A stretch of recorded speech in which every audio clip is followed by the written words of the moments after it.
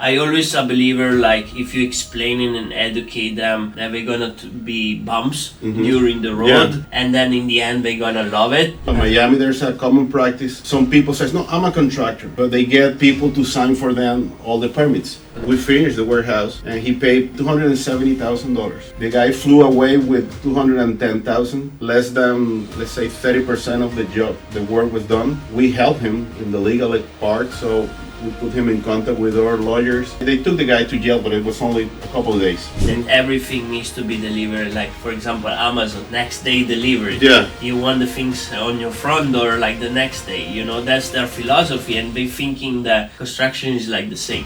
If this water costs $2, why is these people charging me 25 cents? Don't be afraid to ask questions to your contractors when you receive an estimate. Because some people, I have seen on my site. Welcome to another episode of Constructing Future. Today I have a person that I just recently met. I met him through a social media, so guys, if you wanna expand your business and meeting new people, definitely social media is a great place to be. But I have the honor to have here today Felix with an X. With an X, no with a C. Bernal from CMR Construction Group. Thank you, Nico. Thank you for having us. It's a pleasure to be here. It's a pleasure to having you here. It's such a great pleasure. I'm so happy to have you here and to do this episode together, you know. We're going to talk a little bit more about CMR construction. We're going to talk a little bit about your life, and we go from there, you know. The audience is residential and commercial contractor, that they have businesses, that they have employees. So we're going to talk about all of the ups and downs in the industry. In the industry, that's we, correct. We usually have a lot of fun in construction, so I love to say. That's right, yes. So let's start from there. Yeah. Well, I guess you want to know from where CMR is coming, right? Yeah, for sure. I'll tell you a little story. Probably 24 years ago, I had to build my own house back in Venezuela. I didn't know anything about construction, but I'm saying anything, it's nothing. Nada. So I hired an architect. They gave me a set of drawings. They gave me all the instructions, and I hired it wasn't even an engineer, it was like a technical engineer. So I say, well, I have to do it by myself. So I start hiring everybody, putting things together. Back then I have to learn how to read drawings. I didn't know nothing about it. So I started building the house. It took me like a year. It was a big house, and I fell in love with the construction. Wow. So the way that you see how everything comes from a paper, you're dreaming a paper to reality, it's incredible. So I started doing it for family, friends, people that, referrals, and it was successful back then. It was really successful. Wow, so from an hobby pretty much it becomes like a business. That's what happened. Without even, I didn't realize back then. So I started I like to do this, but the way that, your people has a dream of their projects. They want to see something nice. They want to create something. And when you create something for them, sometimes they hate you, but most of the time at the end of the project, they love you. You know how it is. Yes, it's a hate and love relationship. We know how it is, but I always a believer, like, if you explain it and educate them, that we're gonna be bumps during the road, and then in the end they're gonna love it. Yes. They always understanding. I like to spend a lot of time with my customers. A lot of time explaining them. Some of them are well educated, they have some kind of knowledge, but some of them, I think the major problem that we're facing here in Miami, there's two things that I consider are big problems here. It's one of them is illegal contracting, okay? Because you have to deal, basically they become your competition, because the people here is not educated about what is legal, what is not, what are the consequences. So you have to explain them what the consequences are. We even have in our social media account, we have a DVPR, like a campaign, trying to educate people what are the consequences, what to do, what not to do. And let's talk a little bit more about that. And the other, let me tell you the other thing. The other major problem that we have is that I really have a huge respect for competition, for real competition. I know like 2 or 3 companies that I have seen their work, and they do a really good job, really good jobs, and they look really decent companies.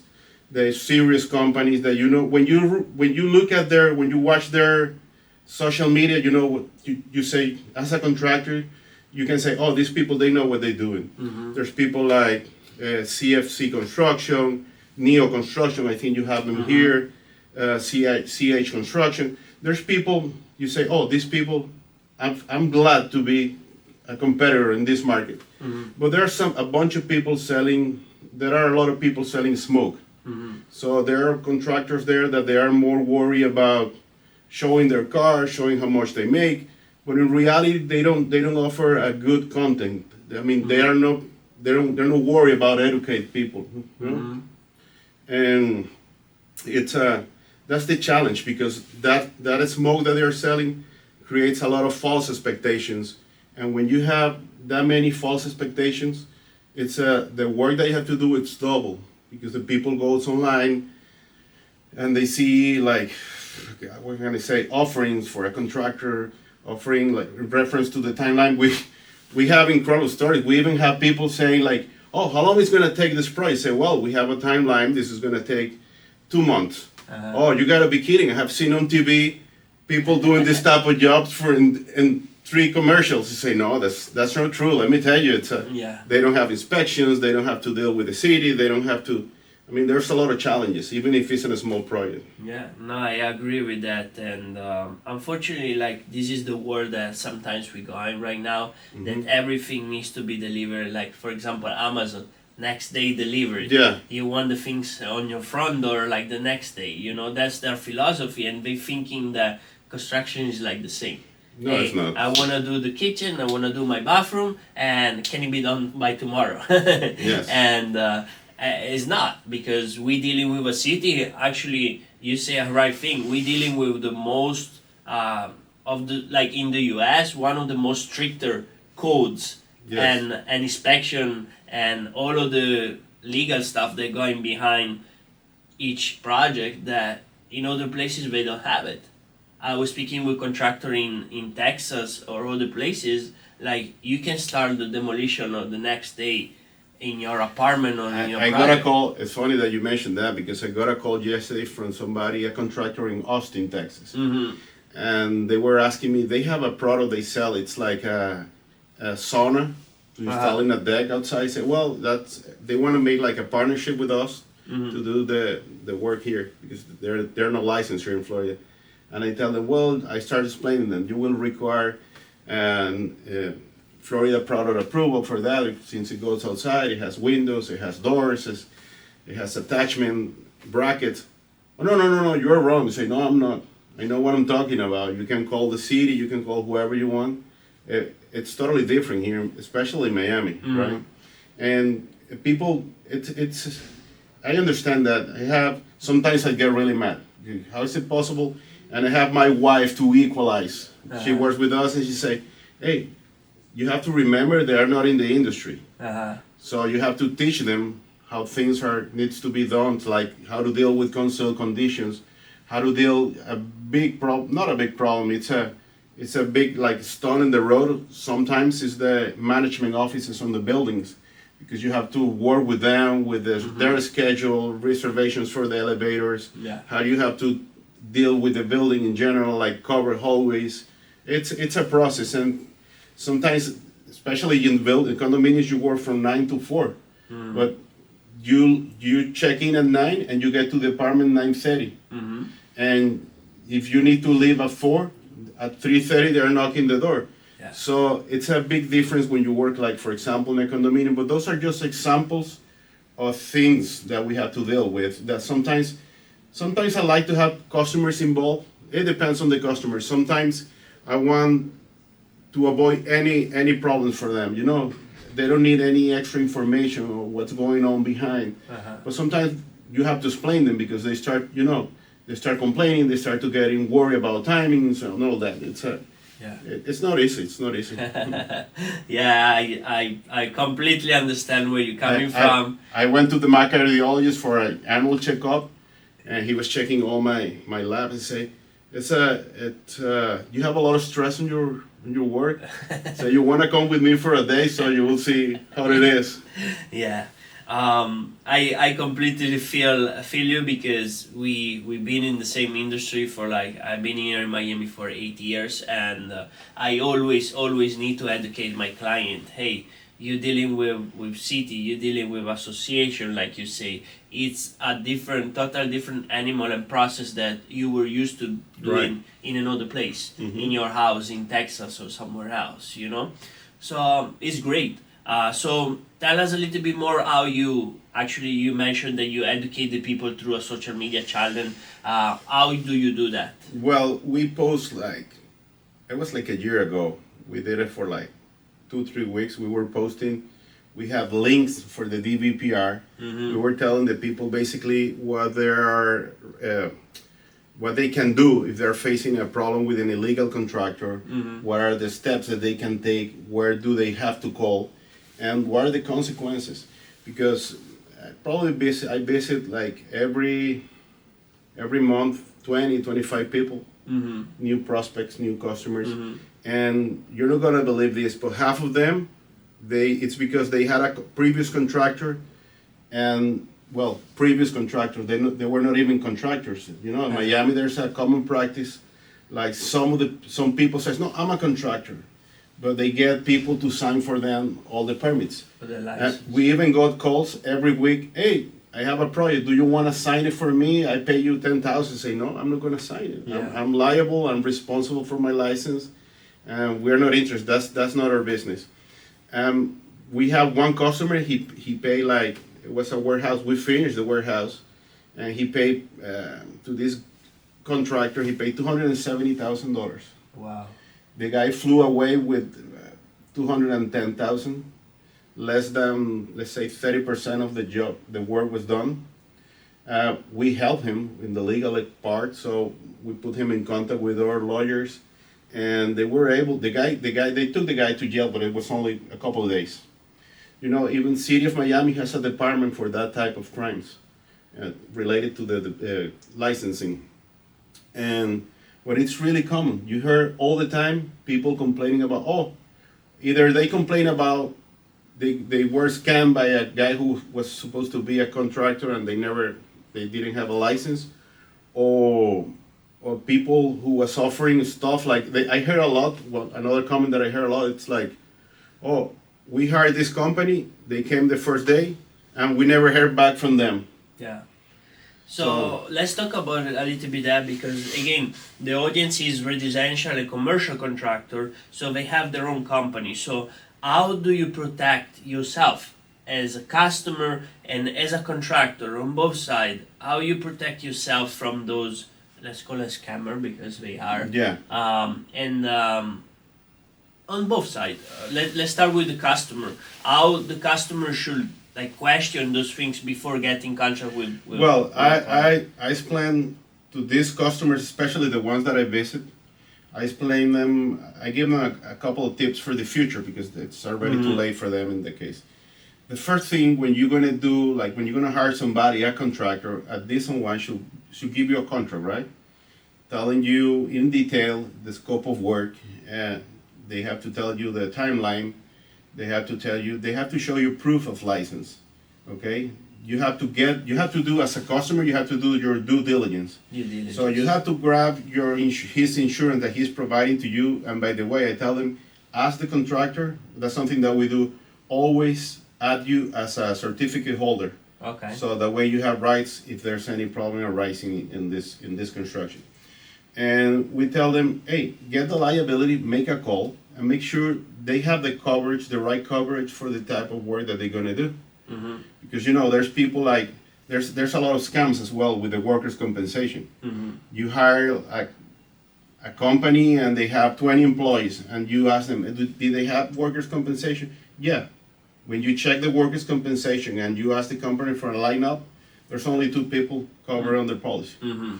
So you have to ask them for the license. Mm-hmm. Make sure every time that you write a check or you do a transaction, make sure that you are sending the check to the same company that holds the license, okay? Because in this $270,000 scam, we saw that the owner was writing checks to a company, and the contract was under a different company.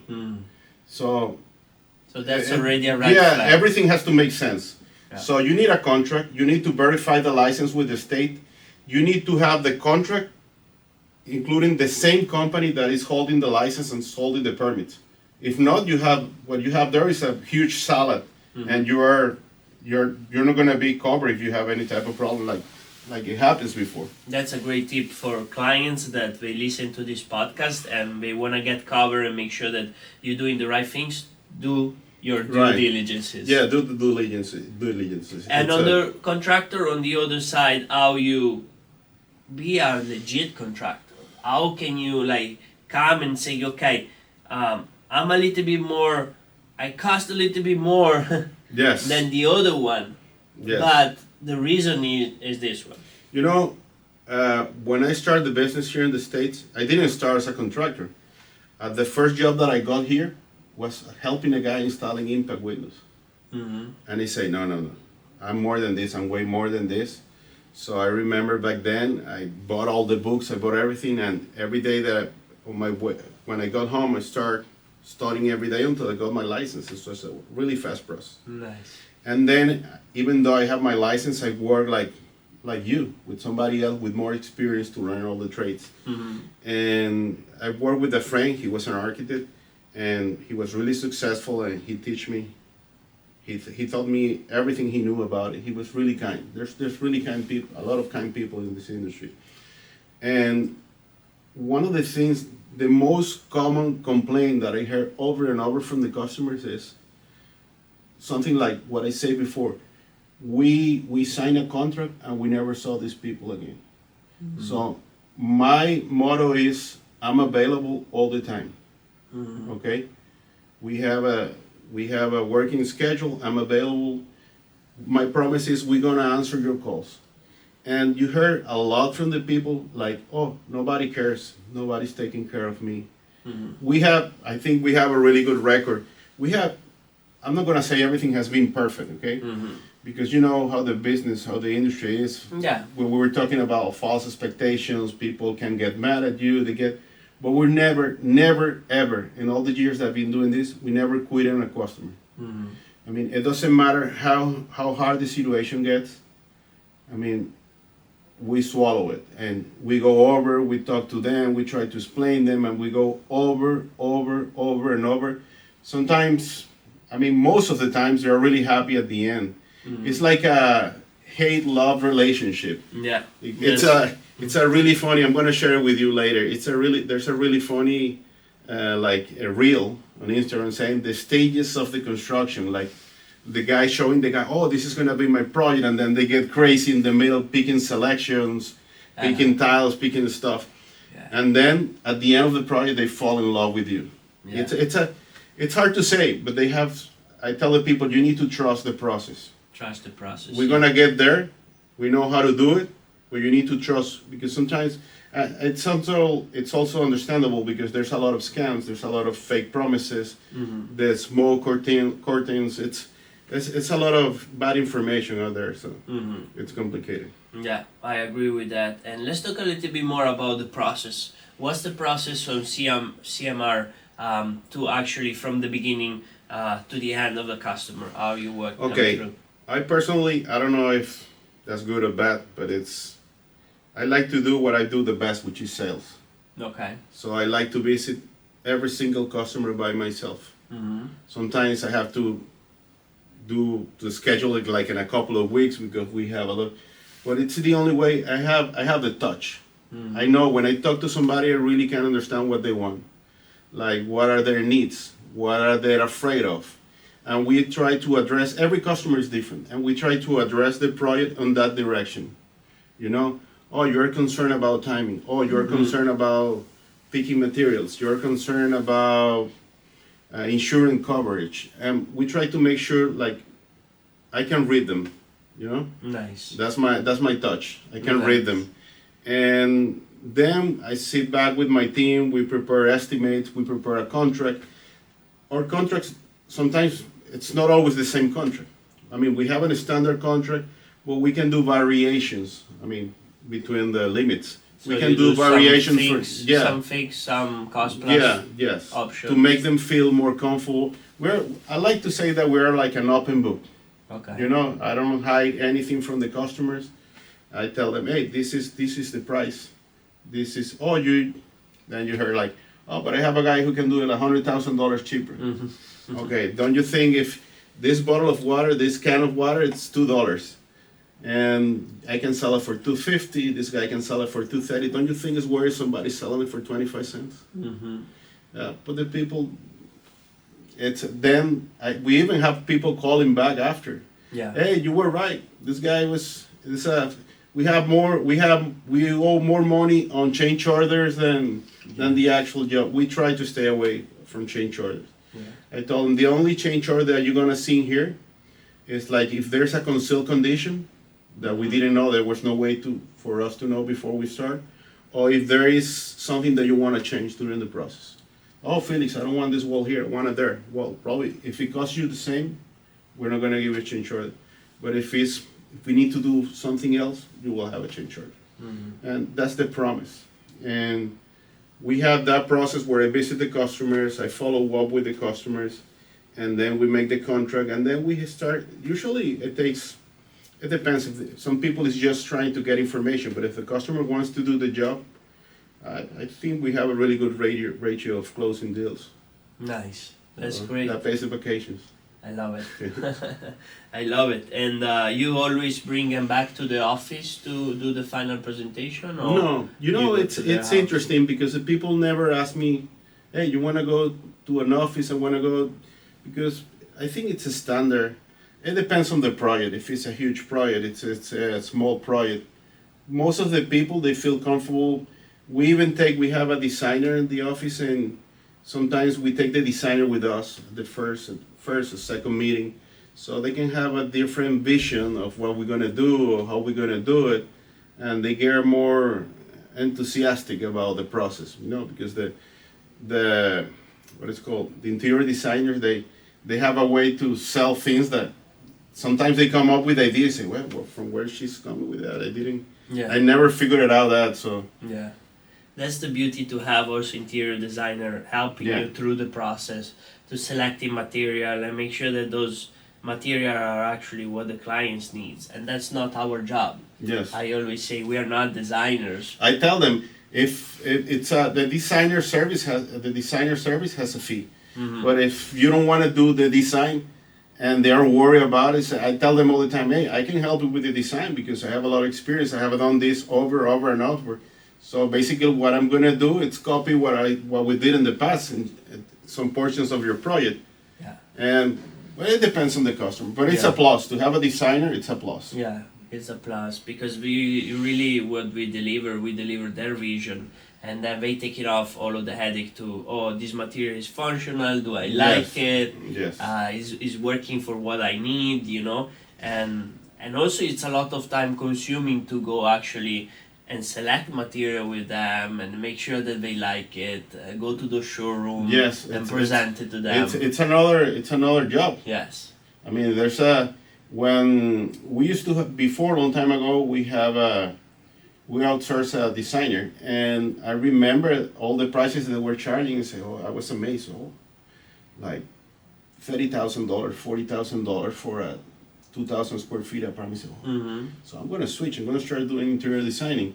And when you see all the work, all the hours that they have to put in that, renderings, visiting places with the customer, picking materials, mm-hmm. over and over, because the customers sometimes change. I don't know. We're doing a pool, and right now we're doing a pool for him, and he changed like probably 4 times the material that we're going to install on the deck. Yeah. I told him, hey, this is going to be my last time. We have a really good relationship. I told him, hey, this is going to be my last. If you keep changing, I'm just going to paint the concrete that we're pouring there, and that's it. You're going to have paint concrete, no tiles.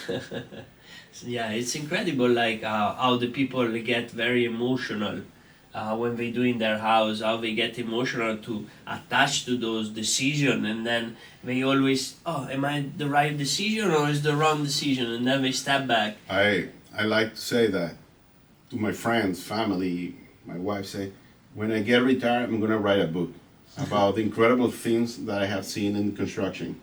It's like the most common thing. It's like fights between couples. I mean, I have people like fighting. I mean, the most heated the conversations over really stupid topics like, oh, I don't want this in here. I want my wife. She said that she want it here, and they start fighting in front of you. I like to. One of the things that I like about my work, it's the variety of things that you see every day, and I like that you won't see. It's really hard if you go over and over the same situation, right? But I like to have fun. I think that's the key. Yeah, it's never a down moment. I think I want to say that we are successful because I like to have fun. I like to make fun with my customers. Mm-hmm. And all the times I'm joking. When the problem arises like that, I try to, lower the pressure, making fun with them. But I even tell my wife, say, I'm going to write marriage counselor in my cards.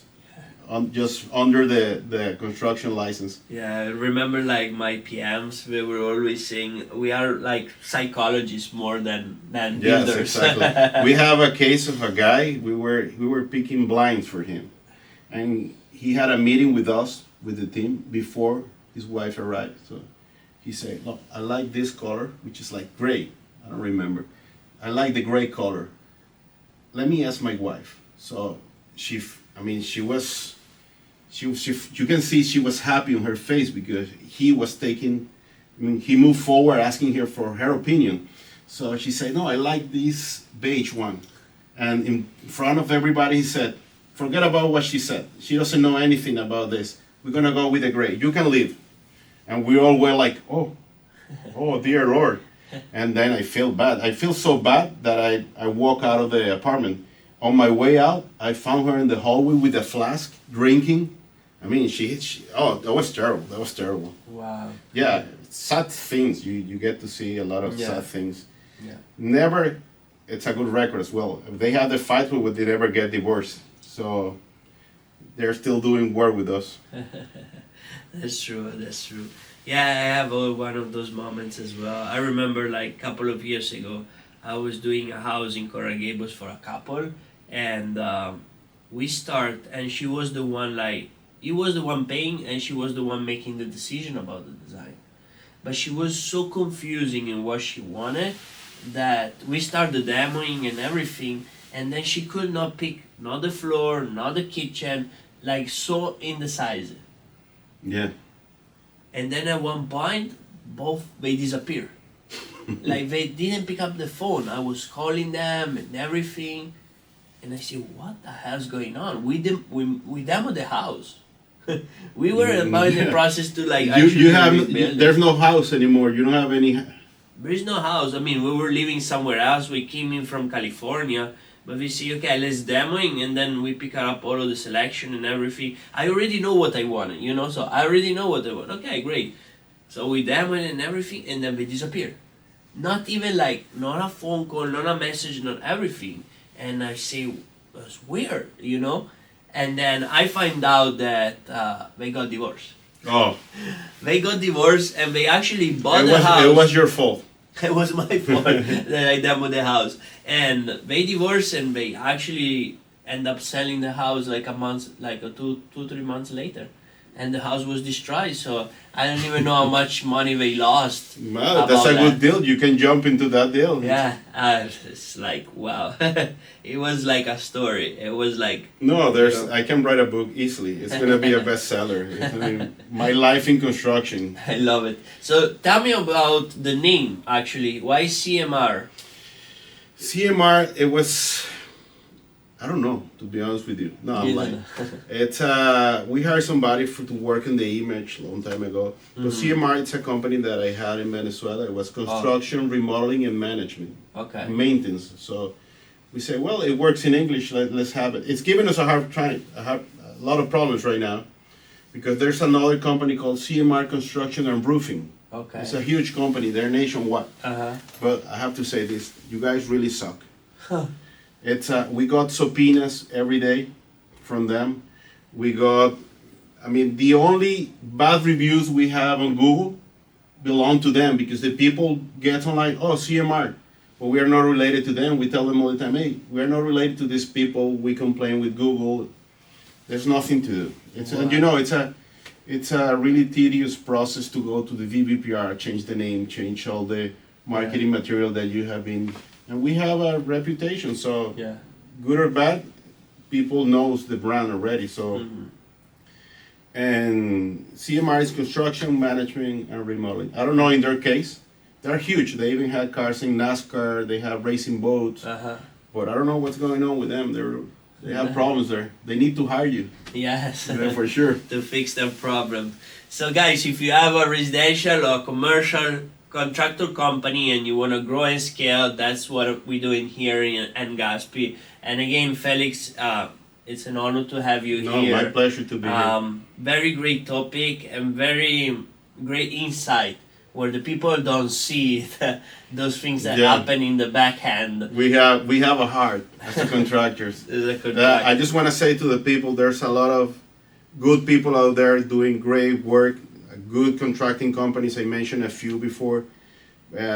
Just make sure that you're hiring the right people. Hiring the right company. Do your due diligence. Check these companies. Make sure they have all the paperwork in place. So make sure that you are covered. And when you're comparing like estimates, those are things that you need to have in place to have a good decision. Like what I was saying before, like if this water costs $2, why is these people charging me 25 cents? Don't be afraid to ask questions to your contractors when you receive an estimate, because some people, I have seen on my site, I even ask the people, hey, you don't have any more questions for me? Do you want to know about this part of the process? Do you want to know about that? And they don't have any questions to me. The problems arise later because they didn't do the diligence, and over and over. I'm not gonna lie to you, it's at least 40% of the calls that we have every month. There's people who has to legalize something because they hired a contractor without a license and they got caught. People who got scammed. People on licensed activities that they hire somebody and they disappear with the money. So do your due diligence and make sure that you have everything on the table before you make a good decision. That's a good decision. Great advice. So, and as a contractor, because right now, we say as the client side, but as a contractor, you go there, like you say, you go there and you have somebody, hey, he's gonna do it for less money, and it happened to me. I lost big project with somebody that he was doing it for 30% less. So how yourself as a Felix, you do it, you actually explain to the client that it's not gonna work, like on the long run, and make it a point that something is wrong there. Yeah, there's a saying that I love that it says like something like, it's easy to fool somebody than explain them they're being fooled.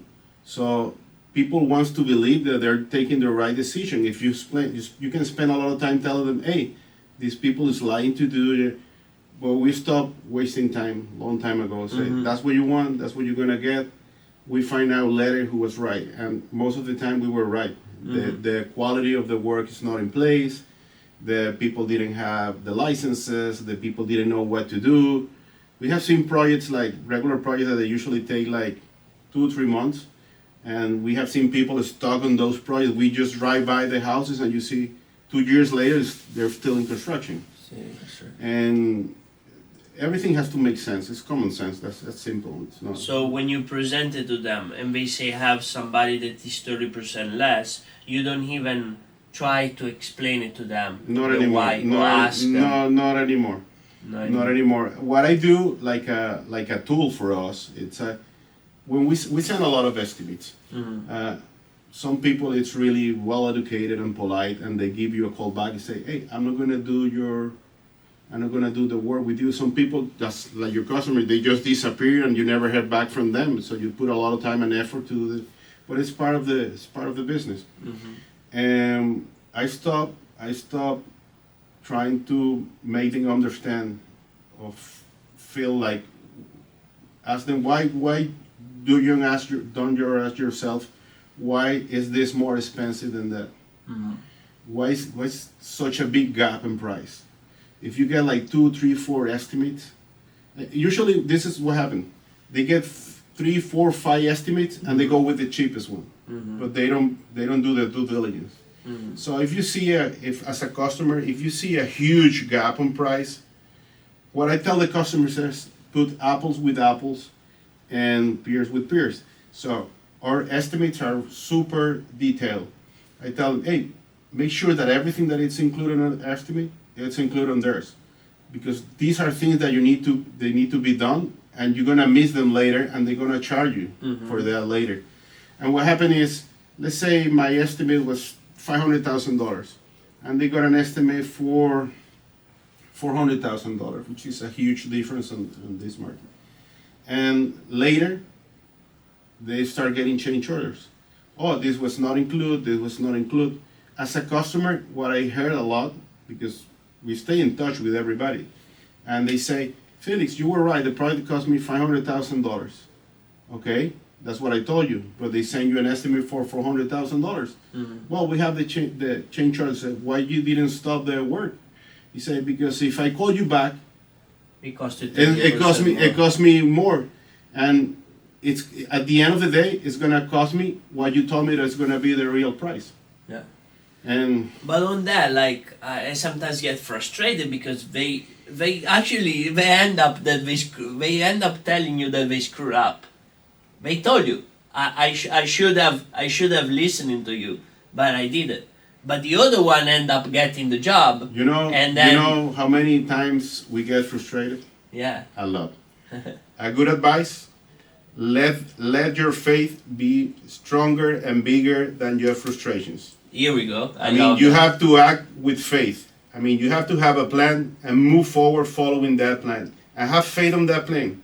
If sometimes the plan doesn't go straight all over, it has ups and downs, but you have a plan of what you want to achieve. So you have to have faith on yourself. I believe there's a high power. I believe in God a lot. And I think whatever is happening is happening. I go to the point, like I say, we have people at the office like, oh, you're not mad because this customer, they were getting an estimate which is 40% less. Or say, you know what? God is protecting us. Maybe if we force the customer to get the deal, something it's not gonna fit in place. Yeah.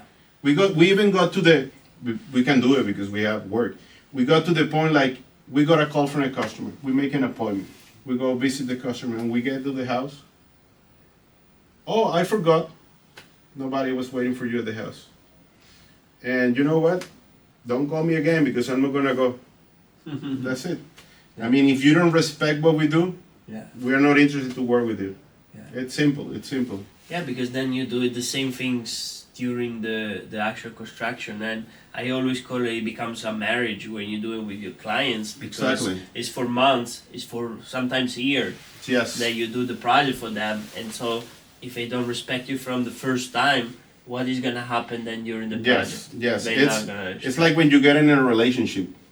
So you start like a boyfriend and you see things that you don't like, don't move forward because that's not gonna change. Yeah. And we do that. It's if we have I can give you, I don't know, thousands of examples.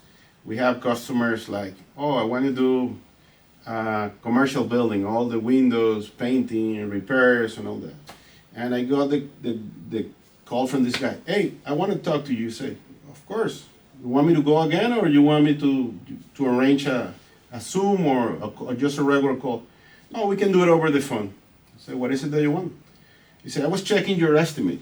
Again, we have another estimate which is $15,000 less. I said, go ahead. You feel comfortable working with them? Move forward. No, but I want to give you an opportunity. And I told him, you know why you want to give me an opportunity? Because I give you the confidence that we know what we do and we can do it for you. But you're trying to lower my price to their price when their service is not the same that we offer. Our services, I tell to my team, say, our services are not for everybody. Some people can afford them. Some people appreciate. We have, in other hand, we have really good. Thank you for all my good customers. We have awesome customers that we really love. I don't know if it's right from the business perspective, but at the end of the projects or during the projects, I become friend with my customers, because it's a responsibility for me. When you are dealing with a friend, you have more. The compromise is bigger. You're not gonna fail to a friend. Yeah. And some things, like I do super weird things in the industry. Like sometimes people ask me for, hey, I want you to do this arch here. In order to do the arch, we need to do like a structural reinforcement, foundations, columns, beams, whatever. And it's not the first time that I tell them, hey, but thank you for calling me, but I'm not gonna do the job for you. Oh, but it looks like you have a lot of work. You don't want? Yeah, I want the money. I want your money. I told him up front, I want your money. But the way that I look the project is like, if it doesn't make sense for me, I'm not gonna do it. If this is something that I will do in my house, if the answer is no, I'm not gonna do it for you, because I don't want you. We do a lot of marketing, but this is a referral business. Once you generate the trust on the customers and they know how you work. I mean, once you get a call from a referral, somebody referred by somebody else, there's a bunch of things on your side. They know how much you charge, which is, they feel comfortable with that because they're calling you, and they know how you work. So let's say the 80% of the deal is done at that point. And we're not gonna fail to that. It's something that we believe in. If you ask me to do something here, if it doesn't make sense, I'm gonna tell you, hey, Nico, don't do this, because you're gonna put $5,000, $6,000 in price. It's not a wise decision to do that. And sometimes they're amazed, like, so what's going on with this guy? He doesn't want to do anymore. He hate me. He want to run away from here. But in reality, we want to establish that relationship with the customers. You just give the right advice, and like you say, treat them as if it were friends, not just you want that money from them. It's a very important aspect of doing business, and you create that bond and that relationship that, like, it continue forever, pretty much. And they always trust you as an advisor, as an expert. Let's give you an example. We finished the job, and we do the arch with the columns, super expensive, and they have a party, and they're having a couple drinks. When you have a couple drinks, everybody's an expert in construction. Cousins, uncles, sisters, brothers, your mom, your dad, everybody has something to say about your job. And they said, oh, God, how do you spend $15,000 doing this? Are you crazy? Nobody give you an advice not to do that. And then the responsibility is going to fall on you, because it's about reputation. I tell them the truth about it. Said, you're not going to get any benefit from this. If you want to do it, but you're not going to get any benefits. Most of the time, I don't know how, but the people trust me and say, oh no, I'm not going to do it. I told them, hey, if you want to do that arch, why you don't spend those $15,000 getting a better countertop or for this, or get better appliance or whatever. Anything, something that you in reality going to see some benefits, not in here. And a lot of people appreciate that. I would say most of our customers, they're really happy with that. Thank you again, guys, because they know that you're putting an effort, you're doing a good job for them, and you're being honest. Because that's the most expensive thing right now. In this market. In this world. Like, being honest. Right now, it's a very, very rare privilege to have. Oh, yes. So that's it's hard. It's hard to find. Hard to find really and truthful people. But I'm so glad that you came today. We discussed some very, very important topics, and I love our conversation. We're gonna just do a few more questions, and then we're gonna wrap it up the episode of today. That's it. I'm having fun. You having fun? Oh, yes. That's continuous. We should do one every day. That's good. Come on. No, that's great. I have one little things like this is curious about like interior designers. Sometimes they have different tastes that you have as a contractor, or they want to do some like different things. Do you let them do it, or you will still give You your want to hear? opinion? You want to hear a funny story before we move forward? Yes. This architect that I mentioned before, he was my best friend. Okay. He passed away 4 years ago. Mm. He was gay, Mm-hmm. so I loved to go with him to pick materials.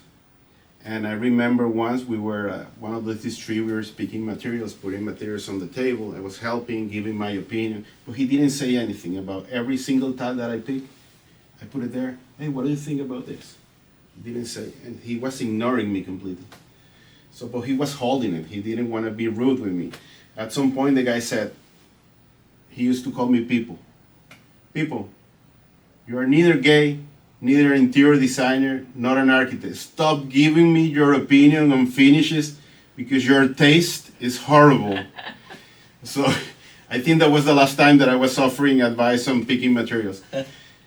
What I like to do is I let the designer deal with the customer. Mm-hmm. When they make, you have to be on top of them because the designers are really creative. Sometimes they want, long time ago we have a designer, I got to the job site and I found my people, they were trying to cut a tie beam. Say, what you guys are doing?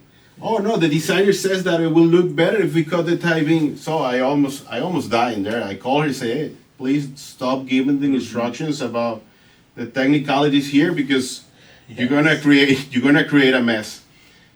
She didn't work with us after that because she got mad, was giving instructions. I give them freedom to do whatever they want. Yeah. And they deal with the customers, and then when I show up, I'm the bad guy. I say, "Oh, this is doable. This is not doable. We're gonna be able to work with this." For example, everybody wants the cordless showers. Mm-hmm. You say, "Well, if we have enough height from the concrete floor to the level in the main door, which is the reference, we're gonna be able to do it. If not, I cannot chip the concrete floor in an apartment to do especially in apartments." And they have freedom to do whatever they want. And it's like a play. They're playing. They like, people. It's the way that the customers wants to feel. Like they feel that you're taking care of them. It's like playing with them. So you're teaching them materials, how it's gonna look, a couple of renderings. So they get involved in the process, and it's incredible. It's an incredible process. I love it. Thank you for not all the time what they pick or what they want is doable. So just want to make sure you understand that. Yes. And then you come as an expert, like you say, technical side that these things can be done or cannot be done because you have the experience and you see sometimes, like myself, I was seeing behind the wall what's going on, or that roof is holding by a beam that you cannot move, that you cannot do those things. Or my Indian customer who want an outlet inside the shower. Say, hey, come on. It's incredible. But it's fun. I mean, you get upset sometimes when they say something like this, but then you realize, oh, this guy doesn't know. They don't know. They don't know. It's you have to explain them. It's like they're little kids. They're doing something, or they got involved in a process that they have not experienced at all. They don't know the codes. They don't know. We are working with another customer in a project, a new construction in Coral Gables, and we were explaining him about the Board of Architects, which I represent like the elders from the Star Wars. It's a bunch. I explained there's a bunch of people there, pretty old. You can have the most amazing project, but if they don't like it, you're not gonna have it. How is it possible? Well, it is. This is Coral Gables. They're trying to keep everything the same, similar, the same style, preserve the city. People don't get it. It's even if you explain them, it's cities like Coral Gables, Miami Beach, Surfside, they're a little bit more complicated than ours. Yeah. That's great. I mean, again, very, very great tips for residential and commercial contractor that they want to grow. Use those strategies for your business. Dealing with designer every day is not an easy task, but follow their vision, follow their things, their advice, and make sure that you manage your client properly on the back end. It's gonna give you in the end always great results. treat the client as friends. That's what I took it out of the Yeah, episode. yeah. So that's what I do, and it works for me. So It works for him. It works for even Felix. even as I told you at the beginning, even there are really good clients, there are more complicated clients, but we never quit. Yes. And at the end of the day, I want to believe they are one way or the other. They are satisfied. We cover whatever their expectations, even though they are unreal expectations that basically impossible to match. That's great. So if you enjoyed the episode of today, click the link below, subscribe to Constructing Future episodes, and we're gonna go to the next one. And thank you, Felix, again. No, thank you for having me. It was a pleasure. It was a pleasure. Thank you very much.